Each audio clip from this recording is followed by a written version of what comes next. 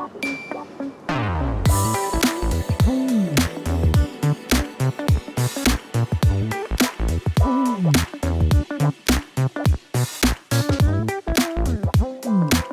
afternoon, everyone. My name is Lucia Gomez, and I am your host today with Critica NYC.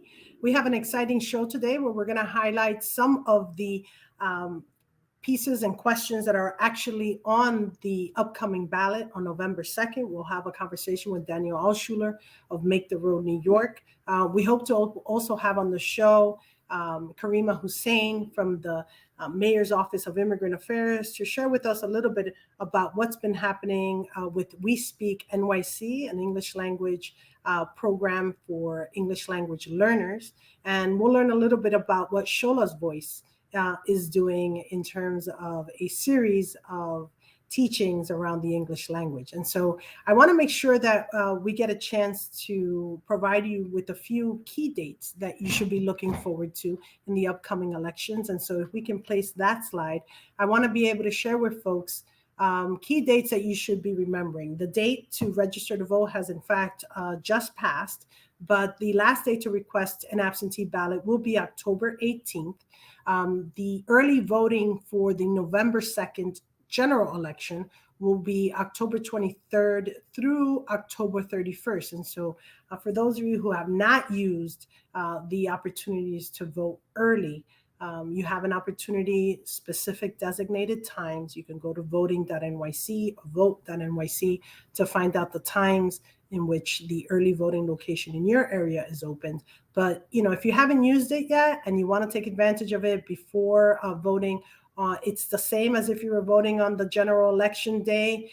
You have a whole week to do so, 10 days actually to do so before the election. So please, take advantage of it. Make sure that you turn out to vote on November 2nd. On November 9th will be the first hearing date of the Independent Redistricting Commission, of which we held a show in the last episode that we had of Critica NYC, where we learned a little bit about the New York State redistricting process, the opportunity to redraw lines after the census 2020 took place, an opportunity to redraw and balance the populations across districts of the state of New York. And so first hearing will take place at Bronx Works on November 9th.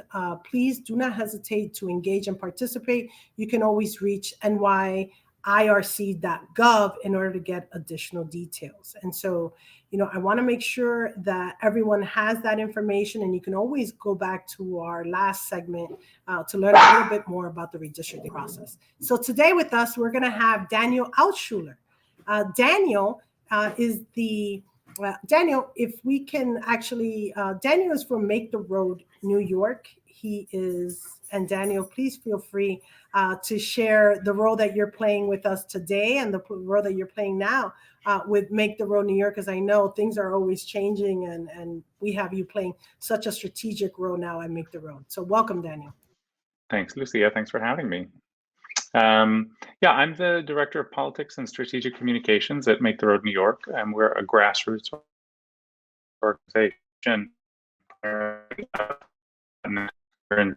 Black and working class New Yorkers. We have 24,000 members across downstate New York. So primarily in Brooklyn, Queens, Staten Island, Westchester, and Long Island. And our organizers, our members, fight for respect and dignity for all New Yorkers across a range of issues. So worker justice, affordable housing, transgender, gender nonconforming, intersex, and queer community justice for that community, in education, and on immigration. So we work on many issues. We engage with New Yorkers across the downstate region, and we're excited to make sure that our members and our neighbors have all the information they need to be able to cast their ballot on Tuesday, November 2nd or before, if they're voting differently. We do large-scale voter engagement every year to get out the vote and make sure that the communities that we represent are heard. And we want to make sure people know both about what's on the ballot in terms of candidates and also these important ballot proposals that are going to be on the other side of the ballot when you go to vote on November 2nd. So excited to talk about it with you.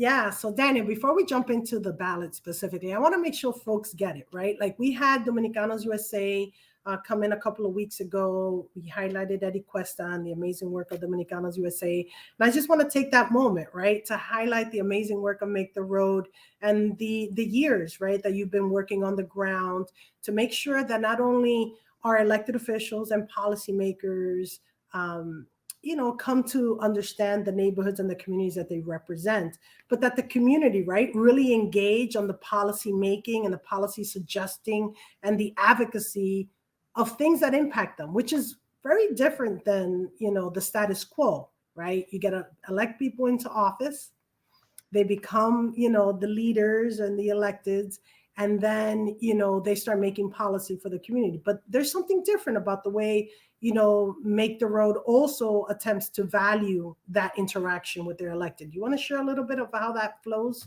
on your end? Sure. Our organization is first and foremost devoted to cultivating, supporting the leadership of our members. And so our members are primarily low-income, working class, immigrant New Yorkers, and other working class communities of color who come together and engage with our organization first in community centers that we have across those areas that I spoke about.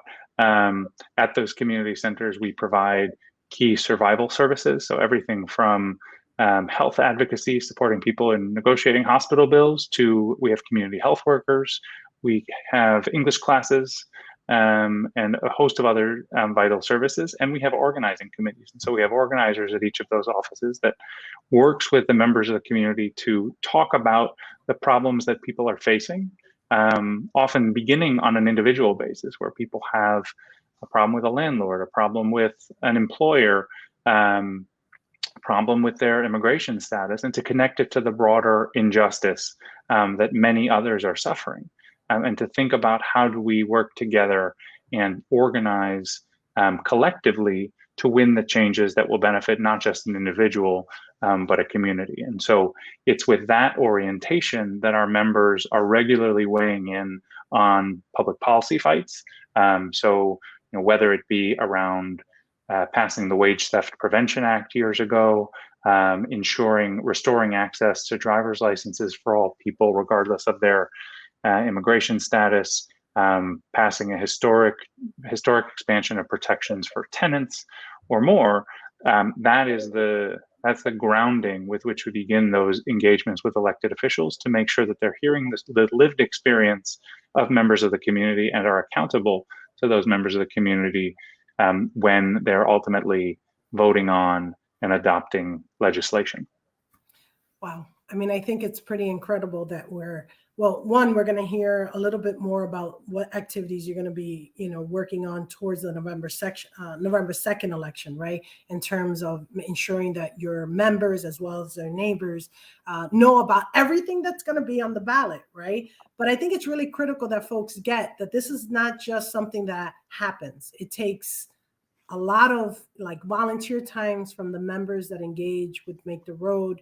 It takes, resources at not-for-profit organizations to develop the infrastructure to ensure that communities have voices, that they have a structured opportunity to speak to elected officials, to share their concerns, to hear the real stories of real New Yorkers.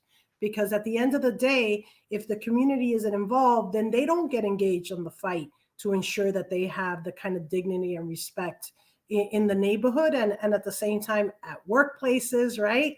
In society as a whole. So I just want to thank the work that you guys do every single day to ensure that, New Yorkers hear the voices of all New Yorkers, right? Not just a select few who have access to, the privilege of essentially working through a complicated process that is legislation and engagement with our elected officials. So thank you, Daniel.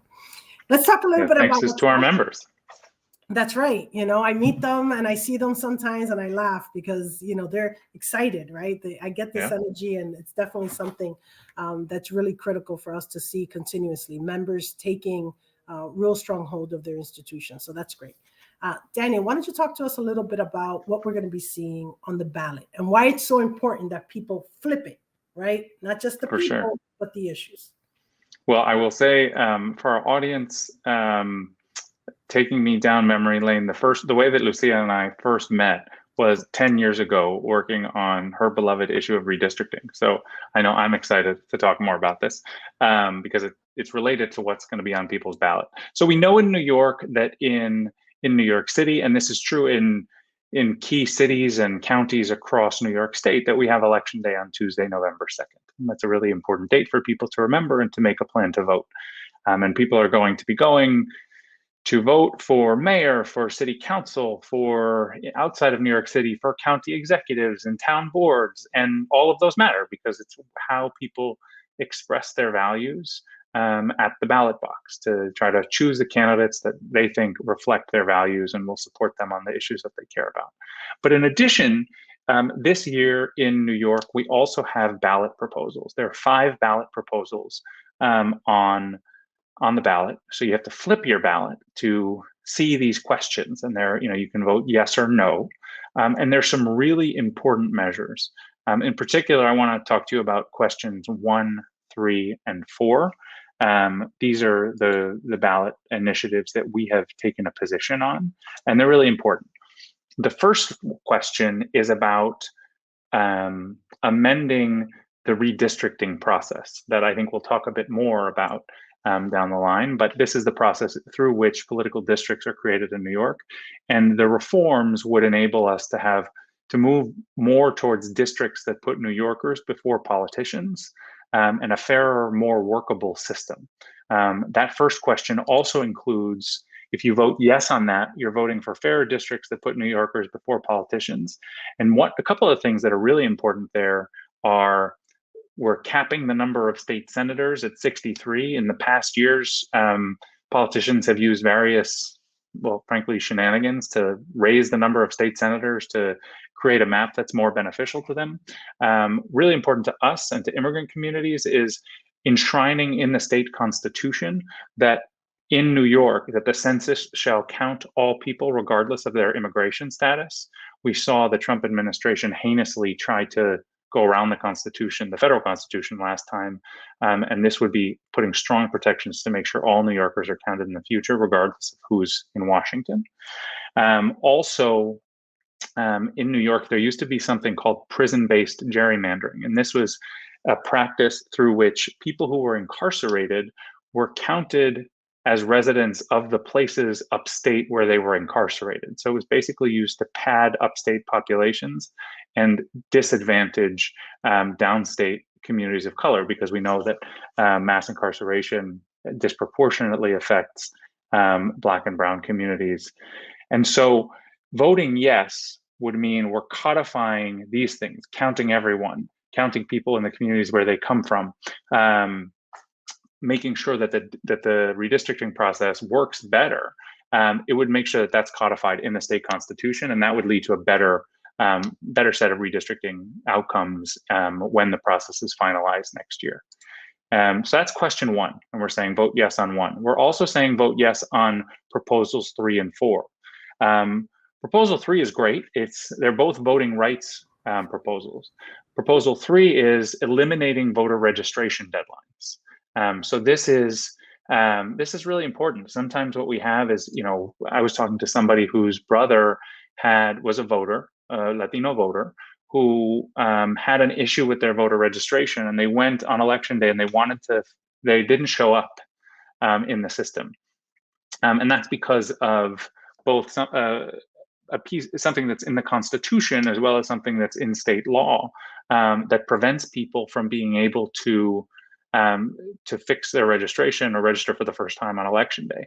And the really important move towards getting to same-day voter registration is to get rid of voter registration deadlines. And so that's what question 3 does. And question 4, many of us have, particularly, during the pandemic, we've seen why it's important to have different options for how we vote. Early voting was a big advance in New York. This question, proposal 4, allows us to vote absentee with no excuse needed.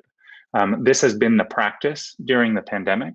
It's been very popular and very effective at ensuring that people can cast their ballots and make their voices heard. And we want to make sure that people are able to do that moving forward. So again, we're urging people to flip their ballot in addition to voting on candidates and vote yes on questions 1, which is redistricting reform, 3, which is eliminating the voter registration deadlines, and yes on 4, which is to ensure that people can vote absentee with no excuse needed.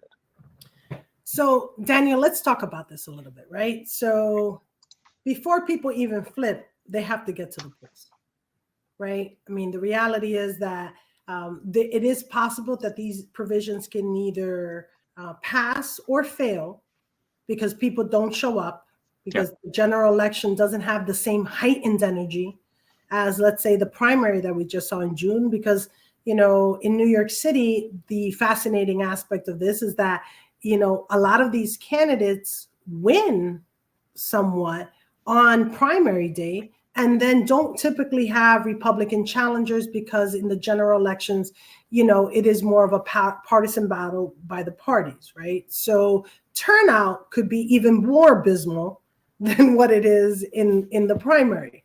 So for one, we need to get folks out, because these provisions that would open democracy up a little bit could pass or fail as a result of folks not showing up and only a small number of people being able to vote on those, right? So let's start off with provision 1. Everything having to do with redistricting, all packaged in, right? Ensuring that certain things are codified to ensure that there isn't this complicated, and we went through this in the last show about the complicated mathematical formula that was used to either increase or decrease the number of senators, depending on who was in power and, what they wanted in that decade for the number so that they can control the Senate.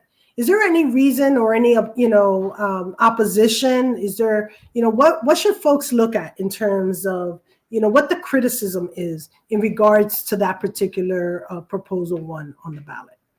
And that's for us to think a little bit. Mm-hmm. Yeah, on your first point, I think you're absolutely right. It's really important that people turn out, and voting is like a muscle. You have to exercise it, and we have to get in the habit of voting in primaries and voting in general elections. And some of those elections may be a little less competitive, but some of them may be more competitive, but they're really important. And the people who show up are the people who are counted. So we want to make sure that folks are voting, and that's important in terms of making sure that there's to choose a candidate you support. And also, this year, these ballot questions, in some states, people are used to voting on ballot proposals, right? In California, they just had a recall on the governor. In New York, it's, I think, honestly, a little bit less in our muscle memory to kind of this as a method for changing public policy. And so that's why it's so important that community organizations across the state are going to be talking to voters, making sure they go out regardless of which exact election there is, because voters everywhere around the state are going to need to flip their ballot and vote on these questions.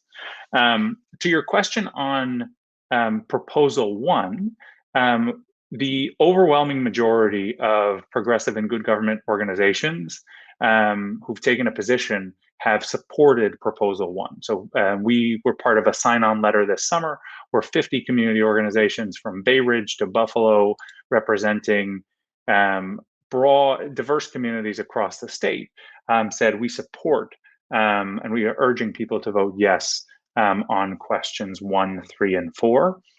And part of that is, in 2014, and this gets to your question a little bit, voters approved a first step towards a better redistricting process that set certain criteria. And we see this as the next step to make this system better. And in part, it's about updating the system. So, for instance, since that last ballot proposal, our dates for primary elections have changed. And so instead of having September primaries, we now have June primaries, which means that we need a redistricting timeline that actually matches our political calendar. And unless we pass proposal 1, we won't have that. And redistricting could drag on so that when candidates need to decide, are they running, what district are they running in, we may not actually have a finished political map. So it's really important. There's a lot of common sense provisions here. We see this as the next step towards a better system for redistricting. I think that's pretty great, right? Like, so the 2014, we passed this use, this creation of an independent redistricting commission. The systems in 2014 are not the way they are now, because in between throughout the decade, we made changes, right? In terms of, as you stated, the primary now happening in June versus happening in September. And so, a whole different kind of political calendar that we're working with. Let's be clear with one thing though, right? Like, every system will need improvement. And this is the next stage of that development, because I can tell you a bunch of ways that the Independent Redistricting Commission still needs, an overhaul. And we just got started in the process. But, I think it's great for folks to understand that they have a say.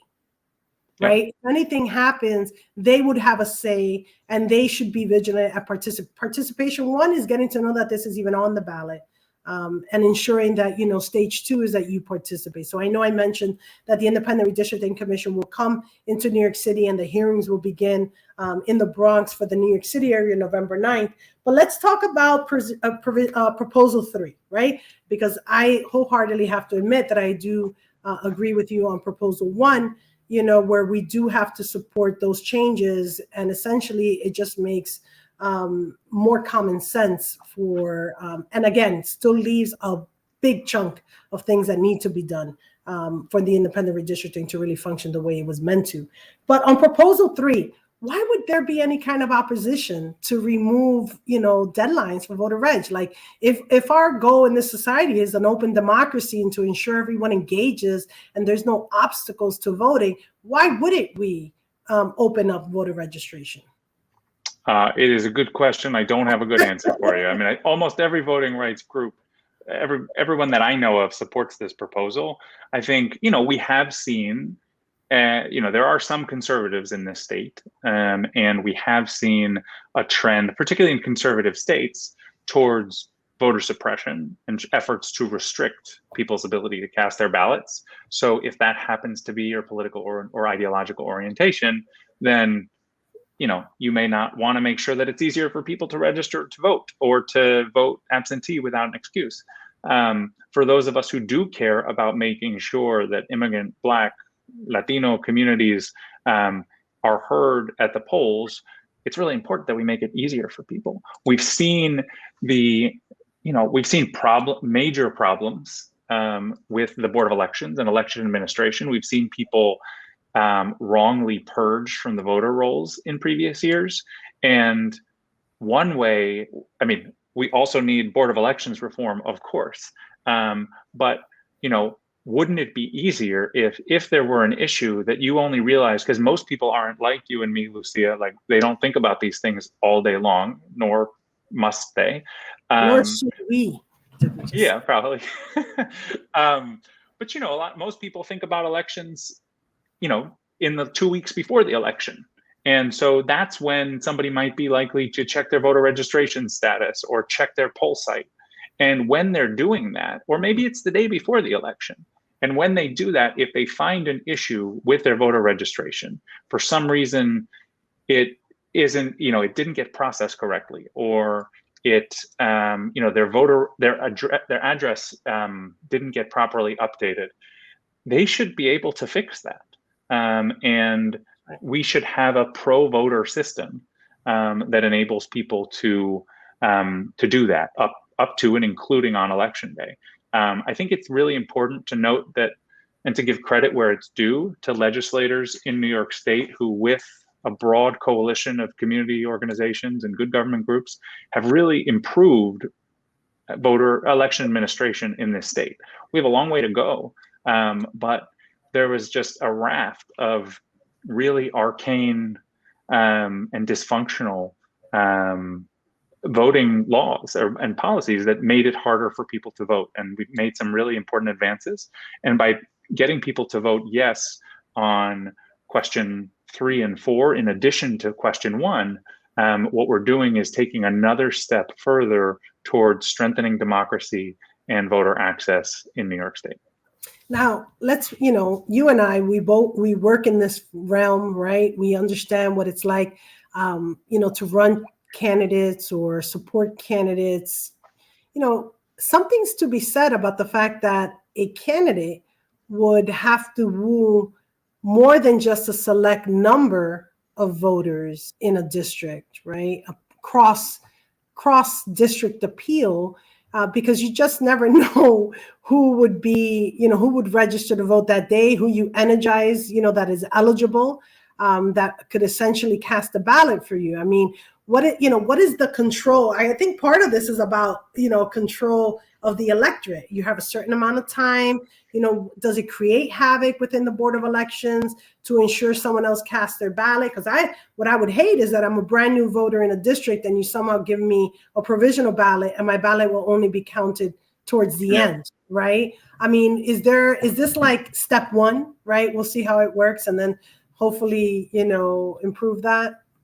Yeah, I mean, it's important to note that on eliminating voter registration deadlines, or question 3, that does not fully take us to same-day voter registration, and there will need to be a further step to actually get to the place of changing state law and then implementing the system. So this is a critical step, but it is not the final step, and there's going to be a very robust process to figure out implementation and to make sure that the system works from an election administration perspective and a voter access perspective. But based on how elections work in other parts of the country, we know that there are ways to do this well and to make sure people can vote.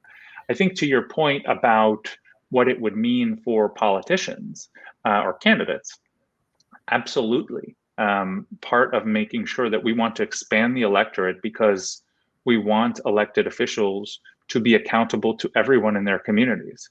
Often in redistricting, when we push for truly independent redistricting, we say voters should choose their elected officials shouldn't choose their voters, right? And similarly, we want the most open possible process that allows everybody who's eligible to cast their ballot to register easily, to have an easy time voting, to not wait in lines, all that stuff, because we want everybody's voice to be heard, regardless of what party you're from or if you're pushing for a candidate or not. This is a broadly shared value across New York, and our laws should reflect it, and our state constitution should reflect it. Yeah, I mean, I think the fourth proposal, right? Proposal 4, in terms of no excuse absentee ballot. We actually did this already, right? Do you want to describe how that functions in 2020? And I kind of feel like we're there. Why remove it, right? Why not keep it instead of just as an emergency purpose? Yeah, I think that's absolutely right. I mean, in the pandemic, we knew that many people were not going to feel comfortable, and rightly, we're not going to feel comfortable going to cast their ballots in person. And so we made a provision so that people could, or the state, made provision for people to cast their ballot absentee. And, without needing to say they were going to be out of the state or out of the county, by marking, and a lot of us did this, right? The reason that we gave was temporary illness, right? Including COVID. And this worked well for a lot of voters. And New York has historically had some of the most restrictive absentee voting laws in the country. And so very few voters actually met the eligibility requirements to vote absentee every election. And so I agree wholeheartedly with you. Requirements to vote absentee were temporarily loosened during the pandemic.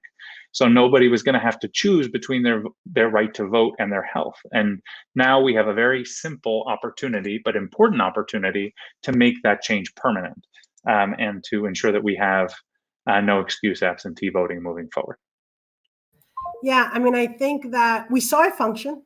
We want to continue to make it function. So if folks, took advantage of that, they should be the first ones to flip that ballot and say yes, right? It provided an opportunity for so many people to be able to cast their ballot at the time of major uncertainty. So absolutely, we're talking about yes to provision 1, yes to provision, to ballot proposal 3 and 4. I know there's, language in ballot 2 in order, and that's something that, a lot of organizations are also supporting in terms of ensuring the right to clean air, right? And an environmental question. And so, absolutely take advantage and take a look at the questions. But the point here is flip the ballot. Don't let what we call, top of the ticket scale down, and before you know it, people don't flip the ballot. They don't see those questions, and those things are just as important to both election process and, the kinds of legislation that can be pushed for other things, as long as the Constitution dictates that these are important to the electorate. So, I really do appreciate, Daniel, you walking us through those opportunities to expand our democracy. I'm sure we'll be talking again about future opportunities for expanding the democracy. Is there anything you want to say, to kind of leave us on this point? I'll just share that, we also want people the most powerful messengers about making sure people go out and vote, and to vote on things like ballot proposals is you, the audience, talking to your networks, to your friends and family and loved ones who are also eligible or who are registered voters. So in the days to come, I encourage you to check out @MakeTheRoadNY on Twitter or Instagram, or Make the Road New York on Facebook. And we're going to be sharing materials that community members can share with their loved ones. We'll have it in English, we'll have it in Spanish, and hopefully other languages as well. And we really urge people to obviously share this program, and thank you again for inviting me, but also to check out social media graphics and information so that you can share this with the widest possible network. And thanks again. Thank you so much, Daniel. And let's be clear, social media can be used in so many ways. And the best messenger, as you say, is your peer, people that you know. Start in your inner circle, your mom, your dad, your sister, your brother. Check in with your friends. Make sure that they cast their ballot on election day, and just tell them to flip the ballot. At the end of the day, if you can do anything and you don't volunteer in a campaign and you don't pick up the phone to do phone banking, then take advantage of your peers and just say November 2nd, make sure you vote on election day. So thank you so much, Daniel. It's a pleasure having you. All right, have a good one. As we push forward and make sure that we expand access to the ballot box, and that we expand the opportunities for individuals to register to vote and be part and engage in our democracy, there are challenges that many of our communities face, and sometimes it's the issue of language. I want to invite Karima Hussein, who is with the Mayor's Office of Immigrant Affairs, to share with us a little bit about We Speak NYC and the realities that immigrant New Yorkers have on the challenges of learning the English language, and the ways in which the city of New York is actually engaging with its constituency to be able to ensure that we're expanding language access to all New Yorkers, so they can kind of prepare and take advantage of what's happening in immigrant New York. So thank you so much, Karima, for joining us. Thank you so much for having me. Just checking if you can hear me okay. Absolutely, I can hear you just right. Okay, so great. Thank you. So Karima, why don't you tell me a little bit about, both your role at the Mayor's Office of Immigrant Affairs and, the programming as We Speak NYC, specifically We Speak NYC, right? Something that I just came across. I saw a video that happened during the census, and I did get a chance to see that when it was released. So please share. Yeah, sure. So I'm the program director for We Speak NYC, and we were developed by the Mayor's Office of Immigrant Affairs. We're a multimedia supplemental English language learning program. So this means that we support the field of adult education. Teachers use our education materials in their classroom when covering different specific topics that relate to different city services, and share information to learners. And we also have a number of professional development workshops for educators in the form of webinars, so that they could learn how to use our materials and content. And we support New York City's Black, Brown, and immigrant communities through English conversation classes that can right now be accessed online. And so our classes are really student-centered, and they follow the popular education model, which supports community learning through discussions about your lived experience. So we bring our students into the materials, and our materials cover a vast amount of different topics that are relevant to the immigrant experience. So, and in addition to that, our episodes relay information on city services, information sharing. They also promote self-advocacy through building confidence within our learners. So, we acknowledge that everyone's at a different level in our, journey in their English language learning. And our program isn't really focused on grammar or parts of speech, and it isn't focused on getting things perfect, but it's more so on just speaking and building that confidence and hearing your own voice and the importance that has, right? Yeah, so that's a little bit about our program. Yeah. So why don't you tell me a little bit about why it was, when you tell me that the city has a multimedia support language program, right? Mhm. It came because why, right? It might seem obvious to some folks, but, why did the city feel the need to launch that? And first of all, we focus a lot on, both higher education, and we focus a lot on our elementary school education and high school and our students, right? At a young age, they have academics at their disposal, and we focus a lot of our attention on that. But why this? And the way that you're using it, why? Yeah, so the why is really important, and it kind of collaborates with what Daniel was saying. Having resources for our adult immigrant population is very important. Our program was really created to reinforce those different services that are there for anyone to access, and it being focused on English language was to help promote those rights that everyone has, the right to ask for an interpreter in different situations, the right to know more about healthcare and how you can access that with or without papers.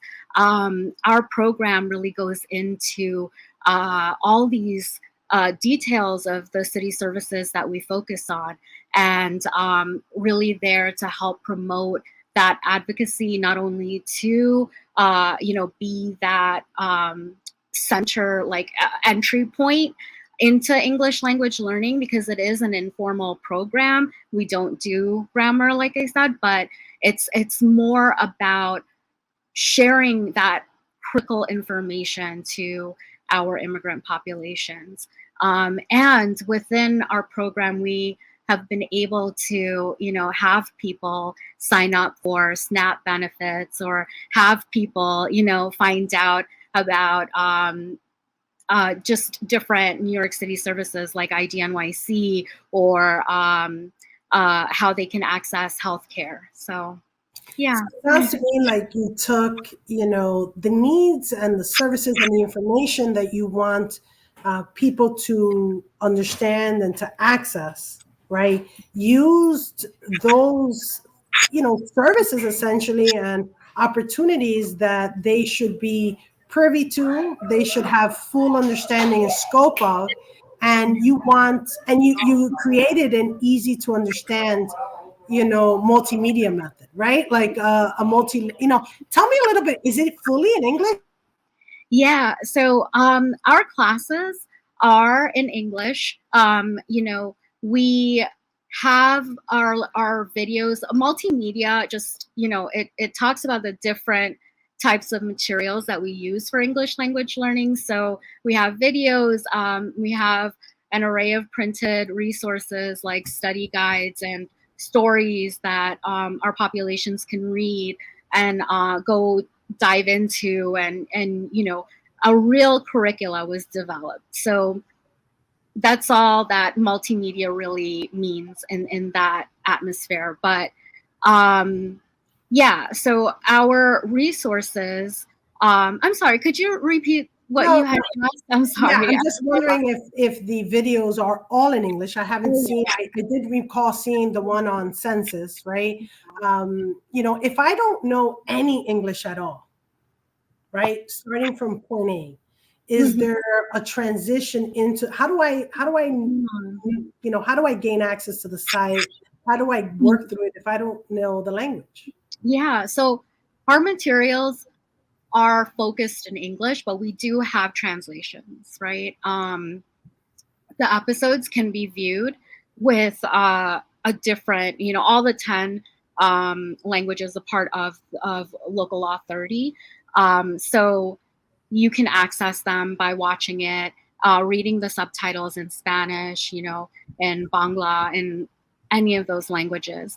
And that is a little bit of how you could get into it. It's really made with a focus of learning English. So we have a few production qualities that we really focus in on. If you, from what you saw, you could maybe remember that the actors were speaking a little slower, and you can see the camera is positioned on their face, so there's that lip reading that also helps with language learning.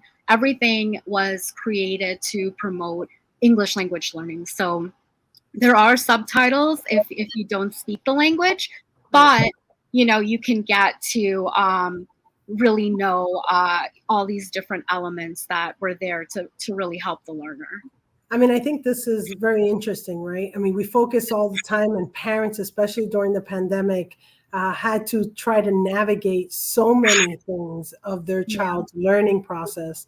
And you create these videos, like if you want to be able to have conversation or interact and listen and be able to grasp certain issues, or not even just the issues, just being able to train your ear as an adult is very different than not having the same structure setting as children. And so it's pretty great that the city took on an adult education format, right, to be able to, and then this video, right, using, I don't know, even one point it was like using novelas, right, like a novela format. Why don't you tell us a little bit about how many episodes are we talking about, right? Is there like a storyline amongst all the episodes? Are they just all separate characters? Is there plot? I'm just curious. I haven't seen them all.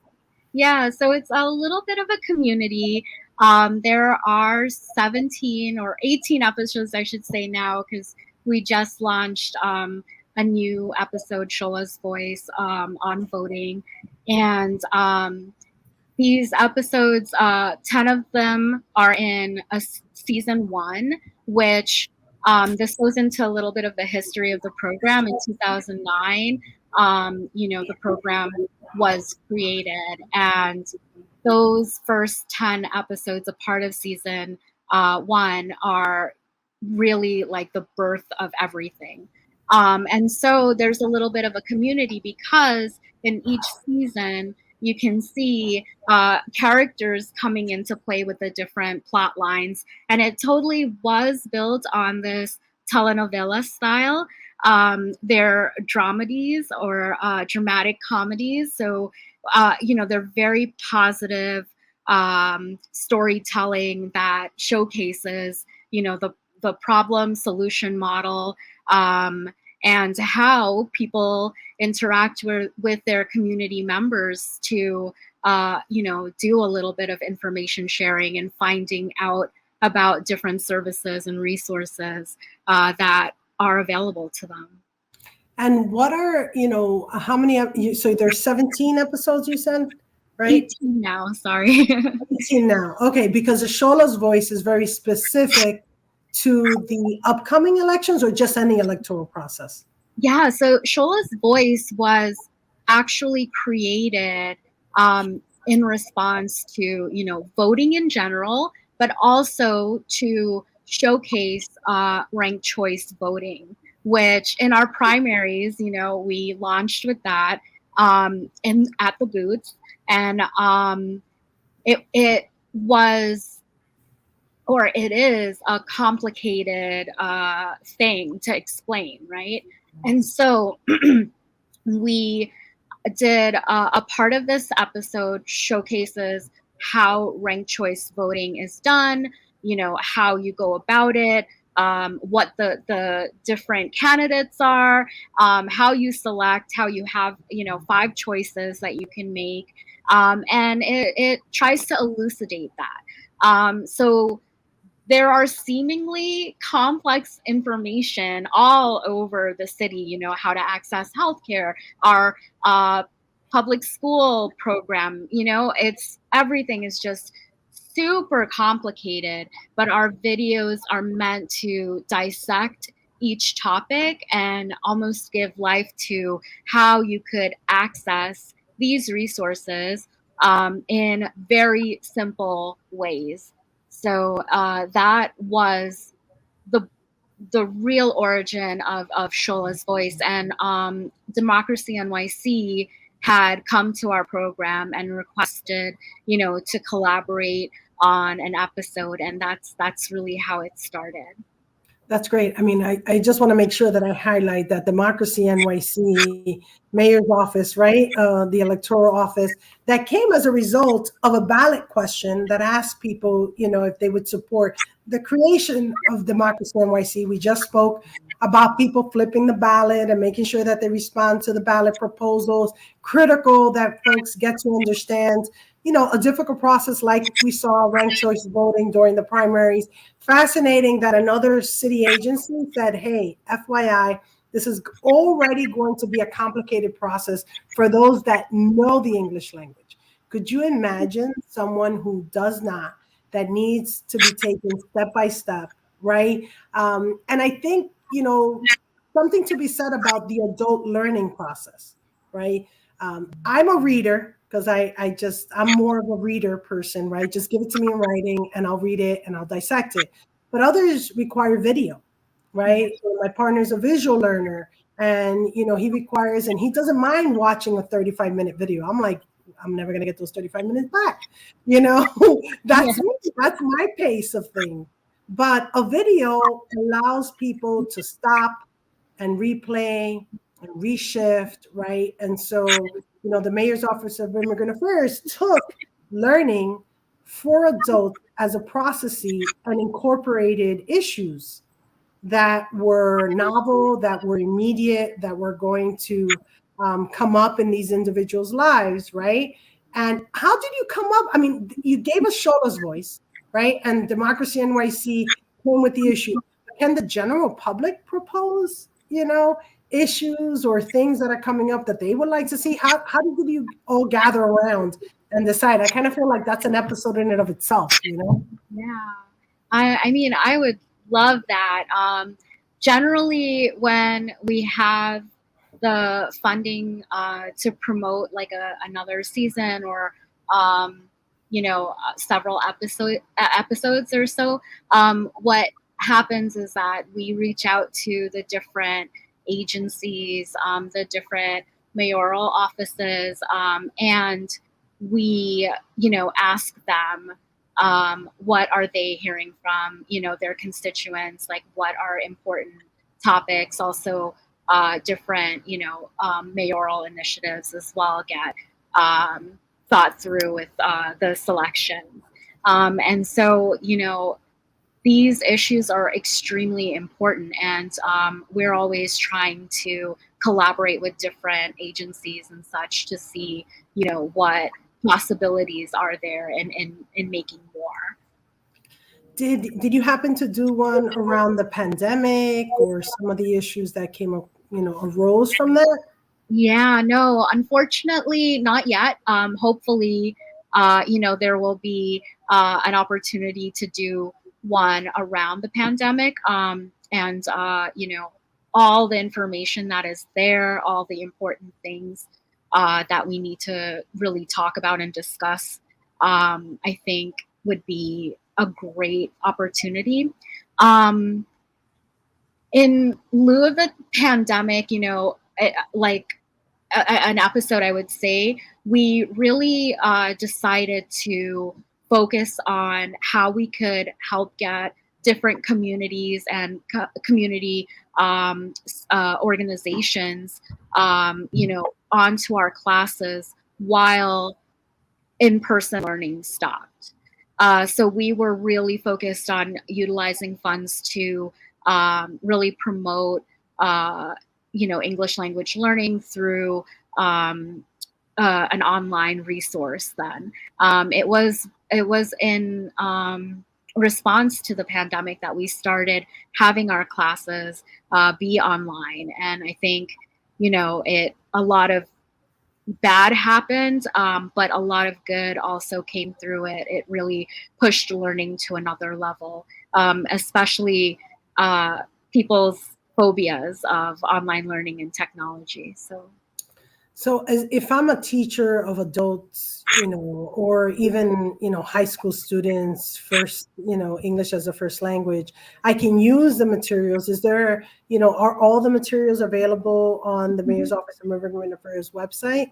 Yeah, it's all available on our website.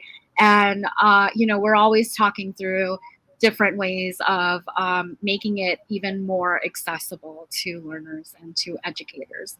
So everything is there.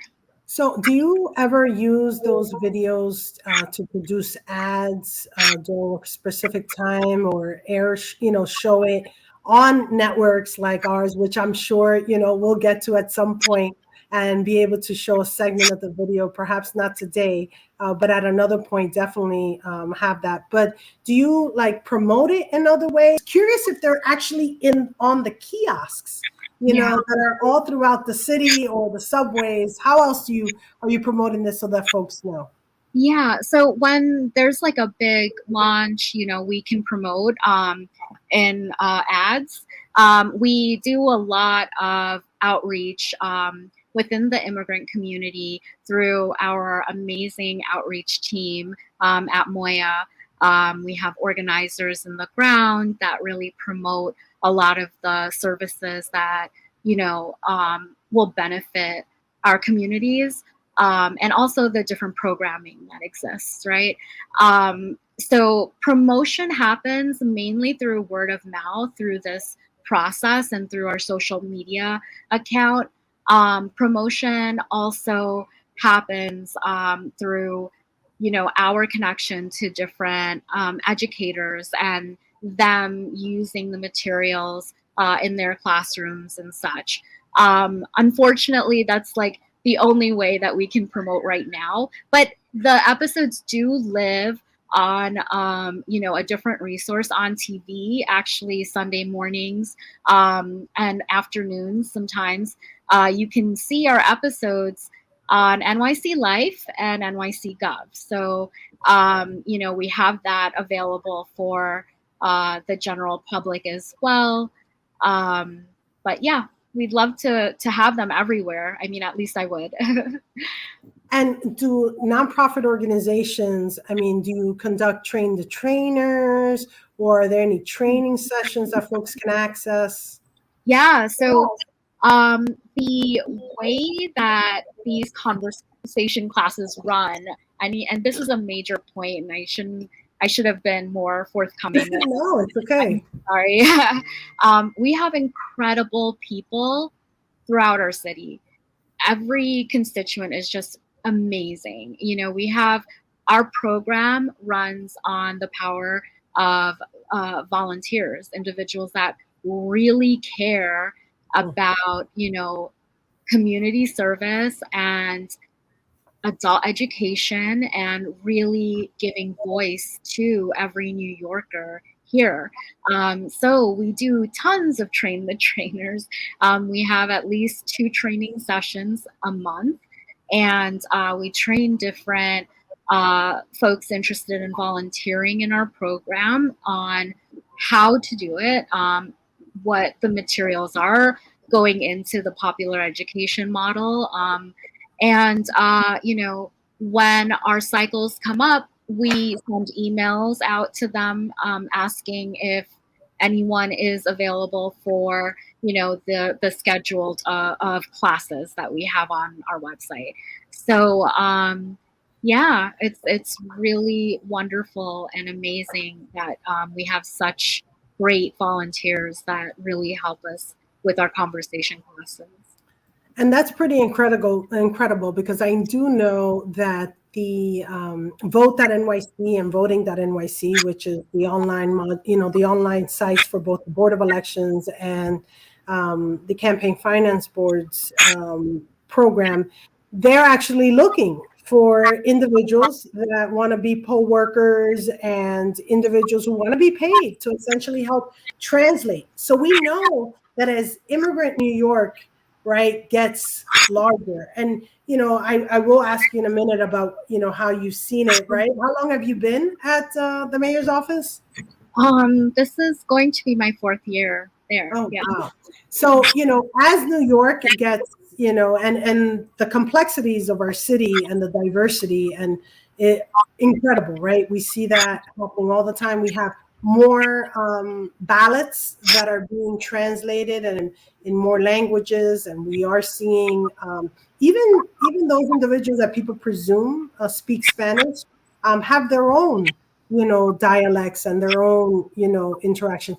Is there for those individuals and for those classes, sometimes learning English is easier than learning what they what we presume to be the Spanish language or their more immediate native language, right? I mean, have you seen has your program grown in the last couple of years since you've seen it, a need for it and a request for many more of these? Yeah. When I first came on, our program had about maybe 150 to 60 classes per year. And before the pandemic, when we were doing in-person classes, we hit a little over 300 classes. So the growth has been phenomenal, and the need has been really, really just shown to us. It's there. So yeah, it's been amazing seeing that growth, and in our program, that's why we started moving beyond conversation classes and really started to focus on professional development for educators. How do we build up all these different materials? How do we create from what we have, materials for more beginner learners? And yeah. Karima, I want to thank you so much for joining us today and being with us and explaining a little bit of what's going on with We Speak NYC. So thank you so much, Karima. Thank you. All right. Have a good one. You too. Bye-bye.